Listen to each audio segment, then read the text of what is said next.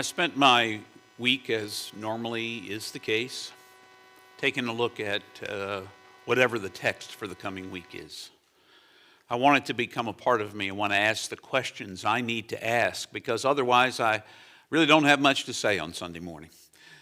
The text itself speaks a lot of powerful truth about what does transfiguration mean. I can think of two instances, as I sat with it this week, of people who are transfigured biblically. We have the image of Moses, who's gone up on the mountain, coming down with tablets containing the Ten Commandments, and he glowed so much that he had to wear a veil because people couldn't look at him. And then we have Jesus on the Hill of Transfiguration. Now, interestingly enough, each one of the storytellers about the Transfiguration tells the story a little bit differently. It's not, I don't know what the Transfiguration looked like, but, Mark's a little different from Matthew. It's a little different from Luke, and this year's story comes from Luke. Each one of them tries to bring out a different aspect, because just like you and me, if I were to ask you to tell me what your faith looked like, or what your encounter with God looked like, or what mattered to you in faith, each one of us would say something different. It wouldn't negate the person who said something different than you. What it would do is say that the tapestry of faith is a beautiful weaving of lots of threads, and each of us see God, each other, differently. And that's the beauty of it. That's the beauty of it. Well, this is Luke's version today, and it is in chapter 9. What's interesting about its placement, I'll just tell you, it comes right before, there's a little bit that happens after it, comes right before Jesus turning his eyes toward Jerusalem, which happens in chapter 9, verse 51. That marks a new section of the Gospel of Luke. When Jesus turns his eyes towards Jerusalem, the rest of the Gospel is not exactly a continuation of the first half. It is a man who is set on what he perceives to be the next move, which is to face the powers in Jerusalem. But this is before that. It comes right after that wonderful moment that has always been powerful to me, where Jesus pulls everybody aside, his disciples, and he says, "Who does everyone say that I am?" There's a list. And then he says, "Who do you say that I am?" The Christ, the Son of God. That's what Peter says. That's one of those moments when Peter says whatever came to his mind, and it was good. Sometimes, not so much. In fact, it's getting ready to be the exact same thing on the top of the mountain. Peter just said whatever came to his mind, only it was not so good that time. It's kind of like most of us who have, when we run off at the mouth, cross a line sometimes. So this is Luke chapter 9, beginning in verse 28 and reading through verse 36. Listen to these words from the gospel. About 8 days after saying this, Jesus took Peter, John, and James and went up on a mountain to pray. While Jesus was praying, his face changed in appearance, and the clothes he wore became dazzling white.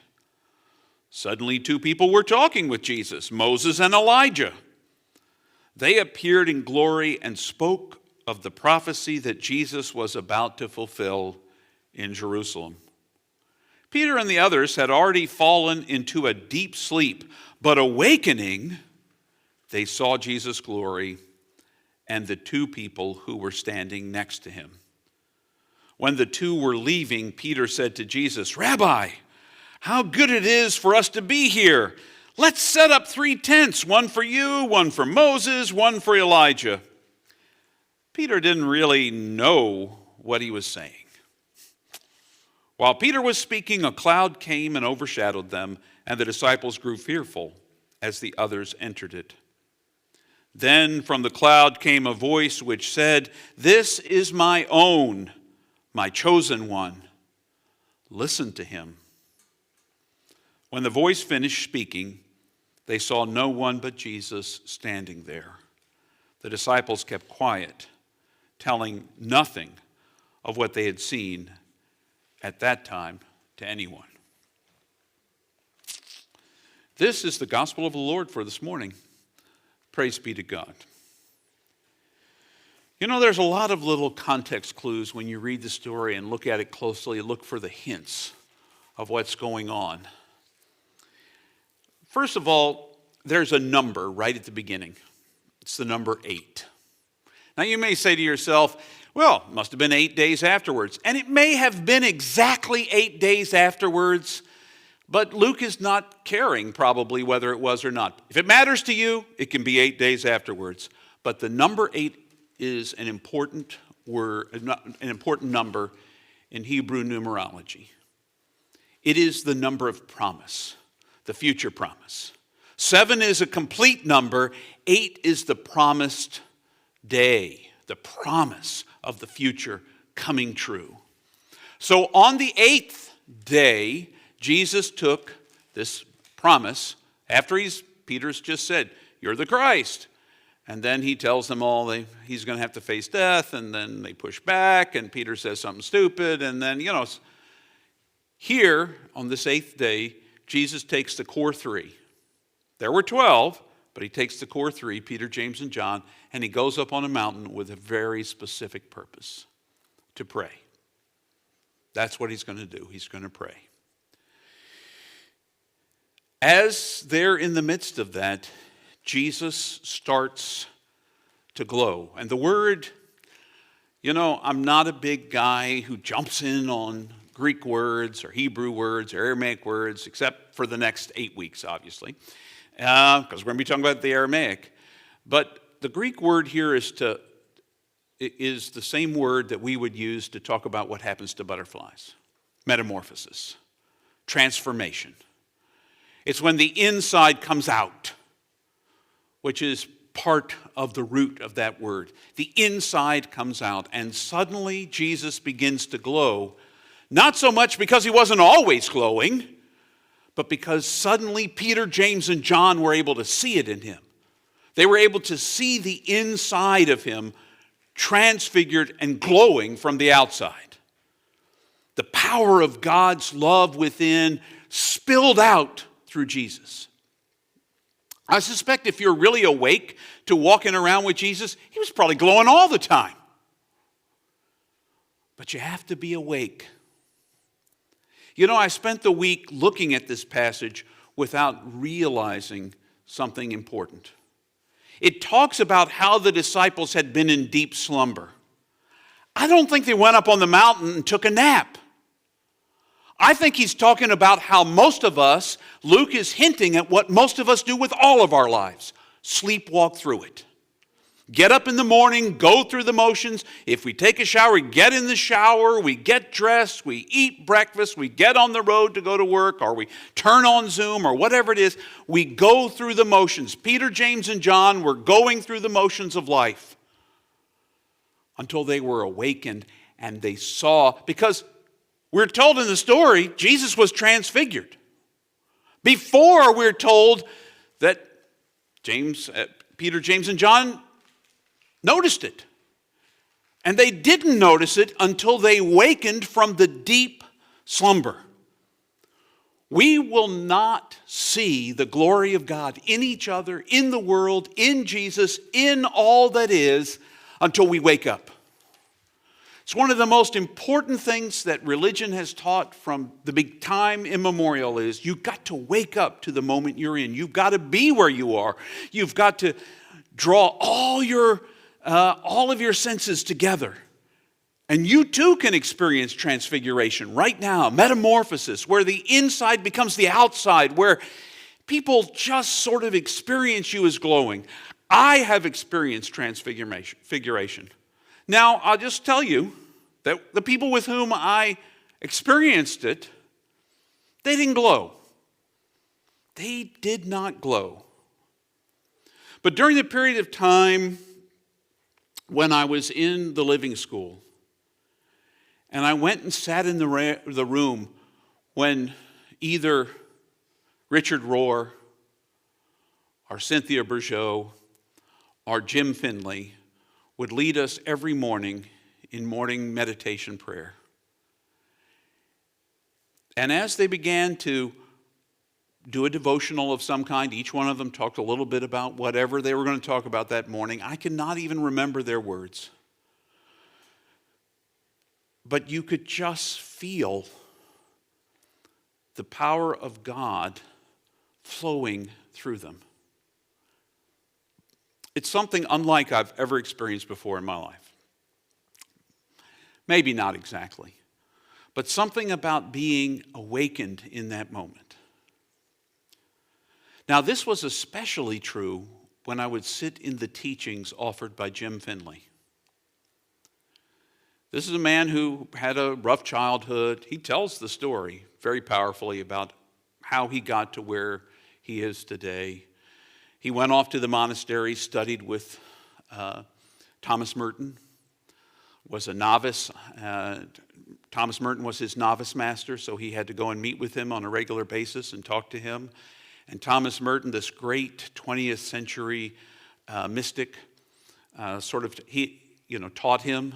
And then about 4 years later, Jim decided this monastery thing wasn't for him. And he went out, became a psychologist, and helped people through life traumas. And his whole story is written in a wonderful book. No, that's not really true. His whole story is in a variety of places. His most recent book, The Healing Path, is really about the death of his wife and how he sat at her bed and said goodbye and how he found healing in that. But let me tell you something about Jim. Exceptionally brilliant. Didn't always translate his words into common language that everyone in the room knew what the heck he was talking about. That included your pastor. But there was something about sitting in the room with Jim. He could just be mumbling, blah, blah, blah, blah, blah, blah, blah. And the way he said, blah, blah, blah, blah, blah, blah, blah, you knew God loved you. People would sit in the room with him just so they would know. Linda got to go to an intensive with me right before the pandemic. We were in Santa Monica at his church, and we sat in the room with him, and it was transformative. One of the other folks who came to that retreat, his wife came with him, and she said, I have never known God loved me so much until I sat in the room with Jim Finley. I never knew how much I was loved until I sat in that room. I think in the moment on the mountaintop, Peter, James, and John, who had sleepwalked through their discipleship up to this point, were awake to the person with whom they were walking. Suddenly, this was not just Jesus, the rabbi, who called them out. This was a transfigured human that showed us all the potential for who they could be if they too would walk through life awakened. Wake up from sleep. You see, there's an abundance of transfiguration waiting for each of us in our lives. We think this is one of the miracles. It happened to Jesus once, boom, that's it. I don't think there's anything modeled in any of the Gospels that Jesus didn't intend for us to model in the way that we lived. That's why at the beginning of every worship experience we do here at St. James, I take a moment, at least these days, we take a moment to ground ourselves and be awake in the moment. Why? Because that's what Jesus did. We talk about how every encounter, Jesus was where he was, unlike most of us. He was there, all there. He wasn't thinking about lunch while he was listening to whoever was sitting next to him. Whoever was talking to him, Jesus was fully immersed in that moment. No wonder people would feel loved, experience healing in his presence. And in this moment, for a brief glimpse, Peter, James, and John were awake. They might have been deeply asleep before this. Now, you can take that as a literal thing if that's what you want to do. You want to take, he went up on the mountain, fell asleep. I think there's more there. They woke up, and in their awakening, they saw the transfigured Christ shining through the man, Jesus. All of us made in God's image bear that spirit within, that if we could be transfigured and awake in the moment, not only would it be clear in us to others, but we'd see it in others too. Because we'd be awake to the glow of God's image in everyone we encountered. And look, ever so slightly different. Now, the story of this ends with an important piece. A cloud comes over them. And as it comes over them, the words that issue from the clouds, "This is my chosen, my beloved, listen to him." Not believe in him, not worship him, listen to him. Listen to him. Be attentive, be awake to the moment when Jesus wants to speak to you. When Christ wants to come alive in you, be in that moment and you too can be transfigured. If Peter, James, and John hadn't taken their discipleship seriously at this point, you better believe they do now. This is my chosen one, the beloved. Listen to him. It's an invitation to us all. Some might say a command to us all. But God always leaves it open to us, free will-wise, what we do with it. Listen to Jesus as he calls you out to stand up, to speak out, to be present in the moment. This moment. Not what you're going to survive through for whatever period of time you imagine. What does it look like to be awake now and experience all the pain and the challenge and the uncertainty and the joy and the mediocrity of life itself? What does it feel like? You'll never know if you don't try. Jesus invites us to a whole new way of seeing. But we have to do something like these three disciples did. And that's wake up.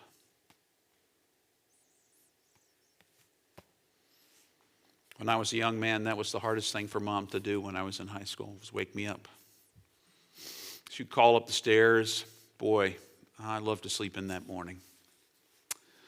One morning, when I was in 11th grade, Mom called up the stairs, "The house is on fire!" It was. It was. And I thought, man, has it gotten so bad in our house that Mom has to tell me the house is on fire to get me up? Only I went downstairs, and indeed, there was an electrical fire in our utility room. And we called the fire department. I tried to, beat it out with, it's electrical fire. You can't beat it out with a towel. Should have known better. I was a Boy Scout after all. But I tried anyway, beat it with the fire. And then it was like, nothing's happening. We got to get out of the house. So Dad was long gone to work by that time in the day. It's like 7 o'clock in the morning. He was a long time at work. Mom and my little brother Tom, and my little sister Ellen, and I, threw on some clothes and went out of the house. Yeah, I know, you're supposed to just leave. We threw on some clothes and went out of the house. I was as awake as a human being can be in that moment. We tend to sleepwalk through life. We miss the details. Oftentimes because we're too busy doing what Peter wanted to do, take a selfie in that moment. Come on, let's line up for a selfie. That's the same thing as building tents. Let's take a selfie of us all together. Let's do that. Come on now. In all the time it takes for us to pose and make sure we've got our hips just right and our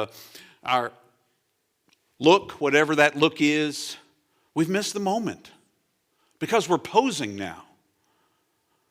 Peter wanted to save that pose. And there was only the experience of transformation that waited for him, if he'd only be awake. So, my friends, pay attention to whether or not you're awake this week. Really awake, paying attention in the moment. Do you catch your mind wandering? Come back to your breath. Come back to your heartbeat. Come back to being where you are, because that's where the love is. Sure, there might be love waiting for you down the path. There might have been some in your past. But the only experience of love you're going to have is right now.